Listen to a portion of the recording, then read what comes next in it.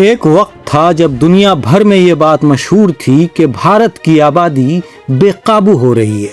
सरकारें चिंतित थीं, नीतियां बन रही थीं और नेता भाषण दे रहे थे कि अगर जनसंख्या नहीं रोकी तो देश तरक्की नहीं कर पाएगा। लेकिन अब 2026 में एक बिल्कुल उल्टी खबर आई है। खबर यह है कि भारत की फर्टिलिटी रेट यानी जन्म दर पहली बार उस लेवल से नीचे आ गई है जो आबादी को स्थिर रखने के लिए ज़रूरी होती है। अब आप सोचेंगे कि ये तो अच्छी बात है, कम बच्चे, कम भीड़, कम बोझ, लेकिन असलियत थोड़ी पेचीदा है। आज के इस वीडियो में हम समझेंगे कि ये बदलाव आया कहाँ से, इसका मतलब क्या है और सबसे ज़रूरी सवाल कि आने वाले वक्त में भारत के लिए इसके नतीजे क्या होंगे। सबसे पहले समझते हैं कि TFR क्या होती है। TFR यानी टोटल फर्टिलिटी रेट। ये एक सिंपल सा नंबर है जो बताता है कि एक औरत अपनी पूरी जिंदगी में औसतन कितने बच्चे पैदा करती है। अगर ये नंबर 2.1 है तो आबादी स्टेबल रहती है। एक माँ, एक बाप और 2 बच्चे और थोड़ा सा एक्स्ट्रा उन लोगों के लिए जो किसी वजह से बच्चे नहीं पैदा कर पाते। सन 2000 में भारत की TFR करीब 3.3 थी, यानी हर औरत औसतन 3 से ज़्यादा बच्चों को जन्म दे रही थी। लेकिन पिछले महीने जो सरकारी रिपोर्ट आई है ये 2024 की रिपोर्ट है, जिसे मई 2026 में सरकार ने प्रकाशित किया है और ये भारत की सबसे बड़ी डेमोग्राफिक सर्वे है।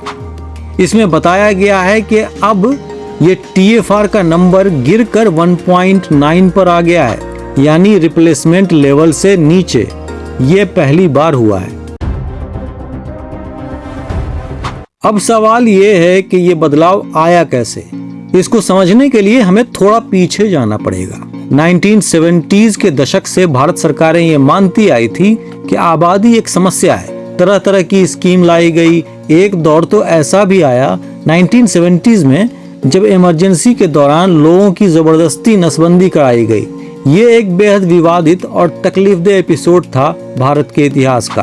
फिर भी 2019 तक प्रधानमंत्री नरेंद्र मोदी पॉपुलेशन एक्सप्लोजन की चेतावनी दे रहे थे और 2023 में भारत दुनिया का सबसे ज्यादा आबादी वाला मुल्क बन गया, चीन को पीछे छोड़ दिया।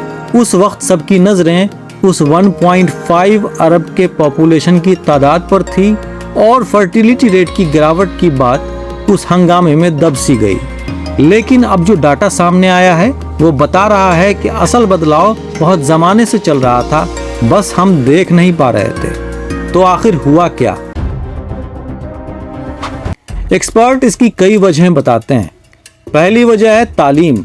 जब औरतों को एजुकेशन मिलती है वो खुद फैसला कर पाती हैं कि उन्हें कितने बच्चे चाहिए।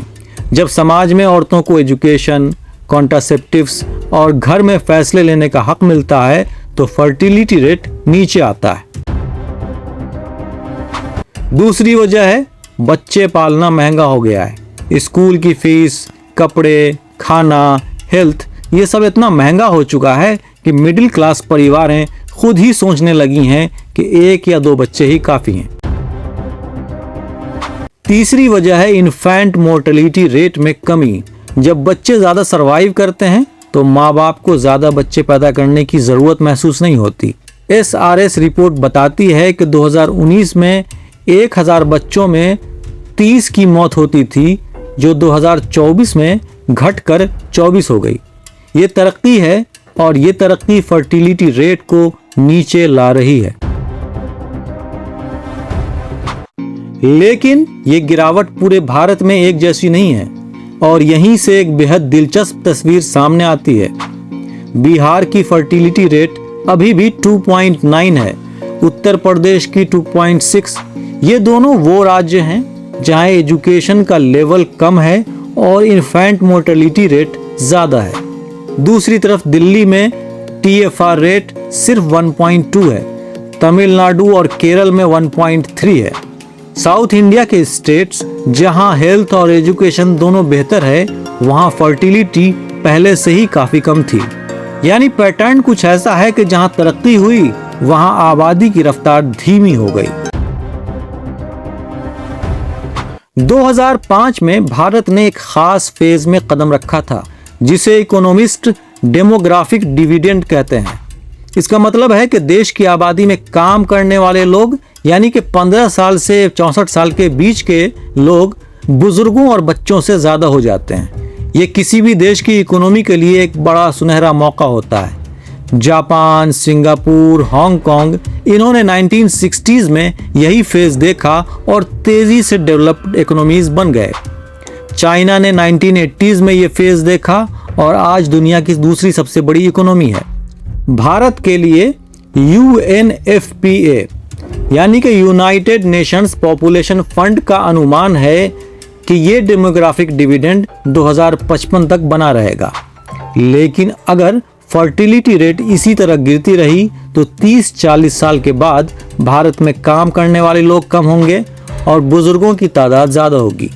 तब इकोनॉमी को चलाने के लिए वर्कफोर्स कहाँ से आएगी? ये वही प्रॉब्लम है जो आज चाइना, जापान और साउथ कोरिया फेस कर रहे हैं।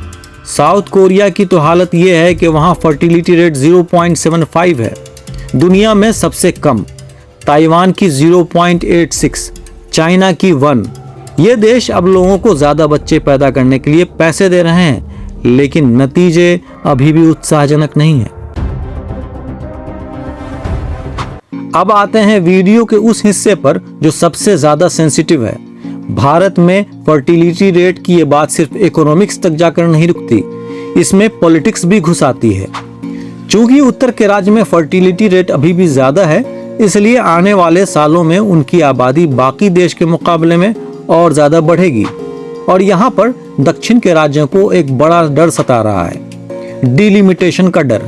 डिलिमिटेशन वो प्रोसेस है जिसमें हर राज्य को उसकी आबादी के हिसाब से पार्लियामेंट में सीट मिलती है। अगर उत्तर की आबादी बढ़ती है और दक्षिण की घटती है तो पार्लियामेंट में दक्षिण की आवाज़ कमज़ोर हो जाएगी।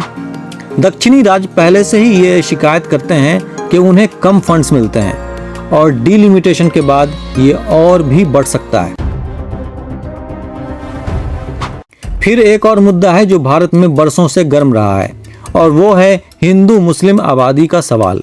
बीजेपी और उससे जुड़े ग्रुप्स ये डर फैलाते रहते हैं कि मुसलमानों की आबादी हिंदुओं से ज़्यादा हो जाएगी।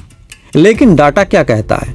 2011 की सेंसस में मुसलमान भारत की आबादी का 13% थे और गवर्नमेंट के अपने आंकड़े बताते हैं कि मुसलमानों की फर्टिलिटी रेट किसी भी दूसरी कम्युनिटी से ज़्यादा तेज़ी से गिरी है। 1992 में मुसलमानों का TFR 4.41 था जो 2021 में 2.36 पर आ गया है। हिंदुओं का इसी दौर में 3.3 से 1.94 हो गया है। यानी दोनों कम्युनिटीज़ में गिरावट है और लेटेस्ट सर्वे बताते हैं कि ये ट्रेंड सभी धर्मों में जारी है। अभी तक भारत सरकार ने इस मुद्दे पर कोई नेशनल पॉलिसी नहीं बनाई है, लेकिन कुछ राज्यों ने अपने स्तर पर कदम उठाने शुरू कर दिए हैं।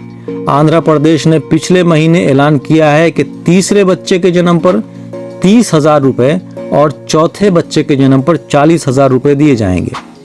गोवा, कर्नाटका और तेलंगाना जैसे राज्यों ने IVF सेंटर्स खोले हैं ताकि जो जोड़े बच्चा पैदा करना चाहते हैं उन्हें मदद मिल सके। लेकिन एक्सपर्ट्स कहते हैं कि सिर्फ बच्चे पैदा कराने की पॉलिसी काफ़ी नहीं है। असली ज़रूरत यह है कि जो बुजुर्ग आबादी बढ़ रही है उसके लिए हेल्थ केयर, पेंशन और सोशल सिक्योरिटी का मजबूत नेटवर्क बनाया जाए। उनका कहना है कि सरकार को लोगों के रिप्रोडक्टिव चॉइस का सम्मान करते हुए उन्हें सपोर्ट देना चाहिए, जबरदस्ती नहीं करनी चाहिए। तो ये है भारत की वो खामोश डेमोग्राफिक रिवॉल्यूशन जो धीरे धीरे आकार ले रही है। एक देश जो दशकों से ज्यादा आबादी की समस्या से जूझता रहा, वो अब एक नई मुश्किल की तरफ बढ़ रहा है और वो मुश्किल है कम होती हुई नई पीढ़ी, बढ़ता हुआ बुजुर्गों का बोझ और एक ऐसी इकोनॉमी जिसे 30-40 साल में बड़े बदलाव करने पड़ सकते हैं। भारत के पास अभी भी वक्त है, लेकिन ये वक्त बहुत तेजी से गुजर रहा है।